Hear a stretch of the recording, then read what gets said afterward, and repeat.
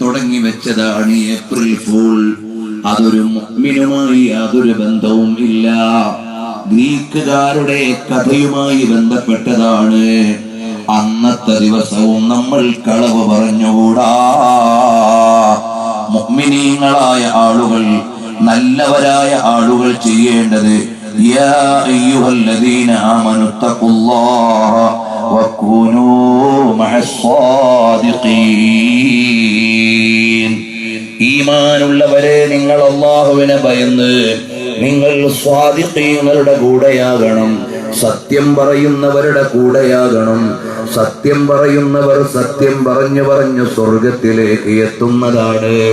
അതേ സമയത്ത് കളവ് പറയുന്നവർ കളവ് പറഞ്ഞ് നരകത്തിലേക്ക് എത്തുന്നതാണ്. അതുകൊണ്ട് നിങ്ങൾ ഏപ്രിൽ ഫൂളിന്റെ അന്നും കളവ് പറയാൻ പാടില്ല. നബി സല്ലല്ലാഹു അലൈഹി വസല്ലം തങ്ങൾ പറഞ്ഞില്ലേ, വൈലുൽ ലിമൻ യുഹദ്ദിസു ഫയക്ദിബു ലിയദ്ഹക ബിഹിൽ ഖൗം. ജനങ്ങളെ ചിരിപ്പിക്കാൻ വേണ്ടി കളവ് പറയുന്നവർക്ക് നാശം. ജനങ്ങളെ ചിരിപ്പിക്കാൻ വേണ്ടി കളവ് പറയുന്നവർക്ക് നാശം. ജനങ്ങളെ ചിരിപ്പിക്കാൻ വേണ്ടി കളവ് പറയുന്നവർക്ക് നാശം. അങ്ങനെ 3 പ്രാവശ്യം എടുത്തു നബി തങ്ങൾ പറഞ്ഞു, നാശം, നാശം, നാശം. ചിരിപ്പിക്കാൻ വേണ്ടി കളവ് പറയുന്നവർക്ക് നാശം. അപ്പോൾ ഒരു വിശ്വാസിയായ മനുഷ്യൻ ഏപ്രിൽ ഫൂളിന്റെ അന്നും കളവ് പറഞ്ഞുകൂടാ. സത്യം എന്നത് ലോകത്തുള്ള മുഴുവൻ മാനുഷിക മൂല്യങ്ങളുടെയും അടിത്തറയാണ്. അതിനെ ചോദ്യം ചെയ്യാൻ പാടില്ല. നമ്മൾ നല്ല തഖ്വയോടെ ജീവിക്കേണ്ടവരാണ്.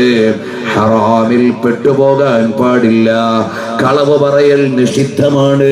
അത് നരകത്തിൽ പോകുന്നവർ പതിവാക്കുന്ന കാര്യമാണ്.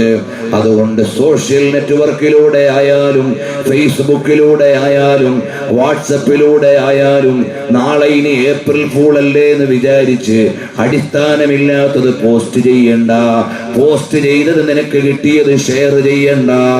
അപ്പോഴും നീ അല്ലാഹുവിന്റെ മലക്കുകളുടെ നിരീക്ഷണത്തിലാണ് എന്നെന്റെ ചെറുപ്പക്കാരോട് ഞാൻ അവസരോചിതമായി ഓർമ്മപ്പെടുത്തുന്നു. അല്ലാഹു തആല തഖ്വയുള്ള ജീവിതം നമുക്ക് നൽകട്ടെ. ഈമാനോടെ ജീവിച്ച് ഈമാനോടെ മരിക്കുന്നവരിൽ ഞങ്ങളെ ഉൾപ്പെടുത്തണേ റഹ്മാനേ.